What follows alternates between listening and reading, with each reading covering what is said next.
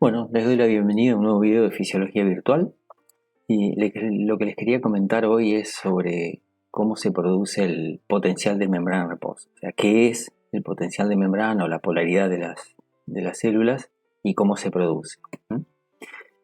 Entonces, digamos, como definición de qué es el potencial de membrana, esa polaridad con el interior celular negativo y el exterior positivo, podríamos decir que es un gradiente eléctrico a través de la membrana causado por los aniones no difusibles, la TPasa sodio-potasio, o sea, la bomba sodio-potasio, y los canales de fuga.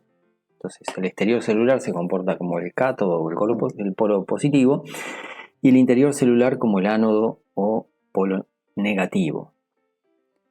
Entonces dijimos que uno de los causantes de la polaridad eran los aniones no difusibles. Entonces vamos a ver qué efecto tienen estos aniones no difusibles sobre los compartimientos hídricos.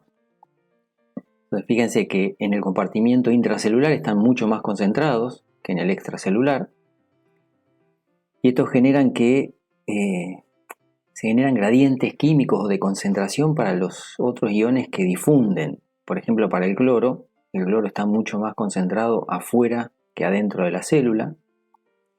Para el caso del potasio, hacen que esté mucho más concentrado dentro de la célula que afuera. El potasio neutraliza eléctricamente a los aniones no difusibles. En el caso del sodio, el sodio está mucho más concentrado afuera de las células que adentro.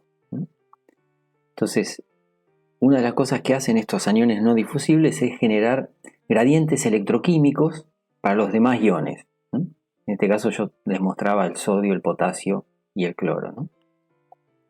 Entonces, ¿qué efectos generan estos aniones no difusibles en las células? Fíjense que generan que, por ejemplo, afuera de las células haya 146 milequivalentes por litro de cationes y de aniones, ¿no?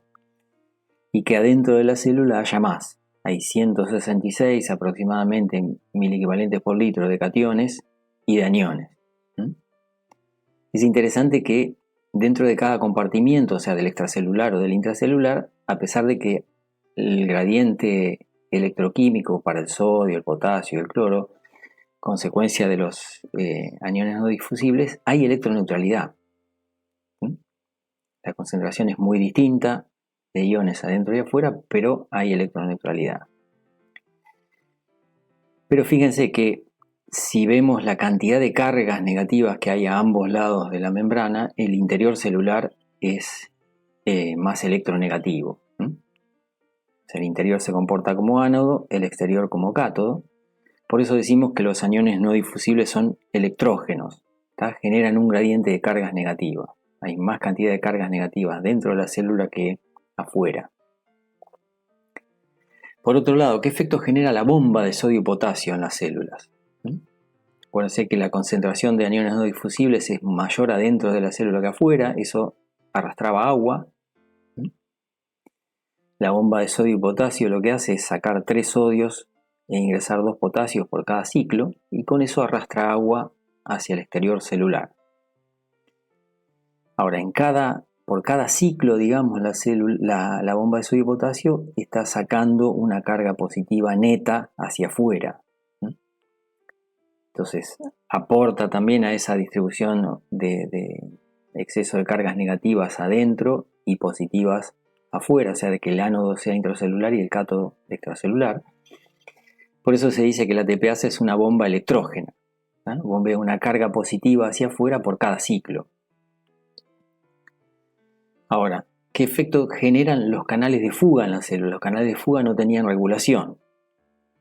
Entonces, fíjense que los canales de fuga son muy permeables para el potasio, que el potasio estaba muy concentrado dentro de la célula y poco afuera, entonces tiende a salir. El sodio, que estaba muy concentrado afuera y poco adentro, es poco permeable a los canales de fuga. Y el cloro tiene una permeabilidad intermedia, y el cloro a su vez está muy concentrado afuera y poco adentro, entonces tiende a ingresar hacia la célula.